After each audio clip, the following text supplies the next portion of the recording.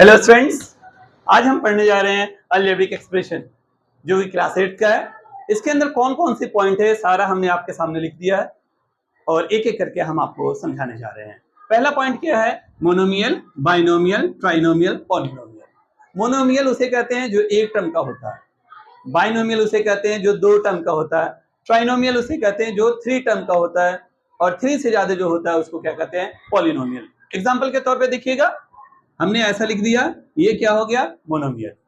अगर दूसरा लिख दिया 3x प्लस वाई, ये कितने टर्म का हो? 2, मतलब ये बाइनोमियल हो गया। उसी तरह 3x plus Y plus Z, तो ये क्या हो गया? ट्राइनोमियल हो गया। Polynomial 3x plus 4y plus 6z plus 6 हो गया, तो ये क्या हो गया? पॉलिनोमियल हो गया। तो ये 3 टर्म हो गए, 4, मोनोमियल, बाइनोमियल, ट्राइनोमियल, पॉलिनोमियल। अगला है डिग्री। किसी भी इक्वेशन के अंदर अगर हाईएस्ट पावर होता है उसका नाम हो जाता है डिग्री। एग्जांपल के तौर पे 3x square plus 4y3 plus z की पावर 6। तो यहां हम वेरिएबल को नहीं देखेंगे, सिर्फ और सिर्फ डिग्री को देखेंगे। यहाँ पे सबसे बड़ा डिग्री कौन है? 6, तो ये उसके पावर है, तो ये क्या हो गया? इसका आंसर हो गया। सबसे बड़ा डिग्री जो होता है वही उसका पावर होता है, वही पावर उसकी डिग्री हो जाती है। अगला लीनियर, क्वाड्रेटिक और क्यूबिक। लीनियर किसे कहते हैं? जिसके पावर 1 होता है, जैसे एग्जांपल ये हो गया, लीनियर हो गया।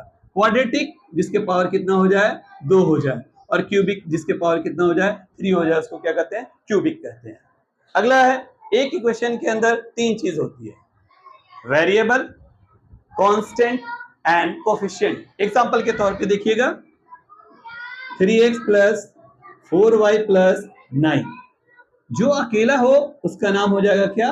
कांस्टेंट। एक्स वाई जहां भी रहे, जेड रहे, उसका नाम हो जाता है क्या? वेरिएबल। जो वेरिएबल के लेफ्ट हैंड साइड में जो नंबर होता है उसका नाम हो जाता है क्या? कोफिशिएंट। क्या कहते हैं इसको? कोफिशिएंट। दूसरा टर्म आ गया लाइक और अनलाइक। लाइक और अनलाइक में सिर्फ और सिर्फ वेरिएबल को देखा जाता है, ना कि उसके साइन को देखा जाता है और ना कि उसके नंबर को देखा जाता है। एग्जांपल के तौर पे देख लीजिएगा, लाइक और अनलाइक में 3x y 4x y z, यहां पे 2 वेरिएबल और यहां पे 3 वेरिएबल होगा, तो ये क्या हो गया? अनलाइक हो गया, मतलब ये अनलाइक टर्म हो गया। अगर दूसरा एग्जांपल आपको ले लेते हैं, 4x y plus 9x y, तो दोनों का वेरिएबल क्या है? सेम है, तो ये क्या हो जाएगा? लाइक टर्म हो जाएगा।